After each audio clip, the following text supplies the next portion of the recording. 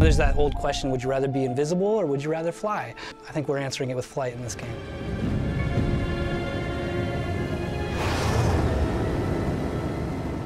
Dark Void was something that kind of organically fell into place. In the beginning, when we were initially talking with Capcom, we had, we had a guy with a grappling hook. He would get in planes, and he would fly around, and he'd jump out, and he'd parachute, and he'd fight big robots. It started out with a really solid foundation, but we found ourselves at one point going, you know what, this just isn't cool enough. There's something missing, something really big. We all went off, we thought about it, and about a week later, Jose came back. He hadn't slept. He's scribbling on the whiteboard, showing me stuff, and he goes, "Here it is. It's vertical combat."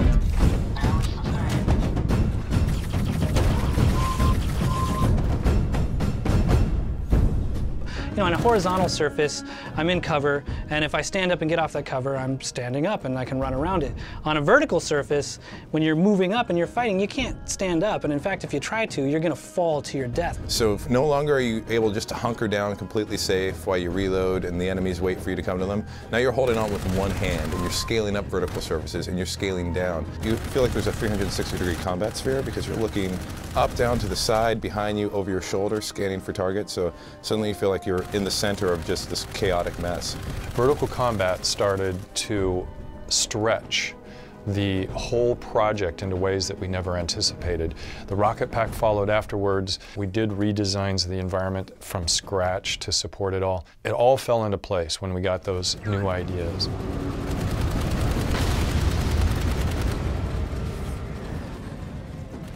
The jetpack is not perfect, and that's one reason why it's awesome. There's almost a sense of being just barely in control with this jetpack. In other words, it feels like you've just strapped a 30-pound rocket to your back, and when you hit the go button, there's that moment of chaos where your arms and legs are flailing and you take off. When I was a kid, I used to be on rope swings a lot, and that was kind of fun. There's always that moment where right after you get off the rope swing, there's that, ooh, you have that moment where your stomach kind of drops out. I think that's a fun feeling, and hopefully we can capture some of that in here. そうですね。やっぱりワクワクする感じっていうか、本当にアドベンチャーの世界に入っていた感じっていうかですね。やっぱり空飛ぶっていうことは、実際には人間はできませんけども、本当に自分が、飛んでですね。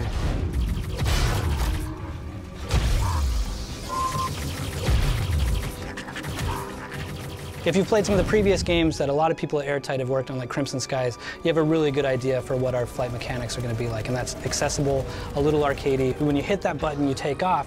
We want it to feel like, okay, cool, I get it, I know how to fly this thing. This is a game where we want you to just have a blast, either on foot or flying.